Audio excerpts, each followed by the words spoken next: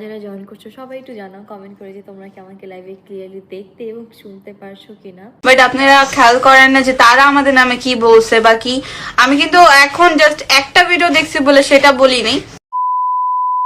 বন্ধুরা, এবার লাইভে এসে নুসরাত জাহান অন্তরাকে কি বলল ঋতু হোসাইন। লাইভে এসে ঋতু হোসাইন অন্তরাকে বলল, আমার বাড়িতে যদি থাকতে হয়, আমার ভাইয়ের সঙ্গে যদি সংসার করতে হয়, তাহলে আমাদের কথা মতো চলতে হবে, বাড়ির সব কাজ তোমাকেই করতে হবে, আর যদি কথা না শোনো তাহলে আমাদের বাড়ি থেকে চলে যেতে হবে। এর জবাবে নুসরাত জাহান অন্তরাই বা কি বলল, আর এই বিষয়ে রাকিব হোসাইনই বা কি বলে, এই সব কিছু জানতে পারবেন আজকের এই ভিডিওতে। বন্ধুরা, আপনারা যারা রাকিব হোসেনকে ভালোবাসেন তারা আমাদের এই চ্যানেলটি সাবস্ক্রাইব করে দিন।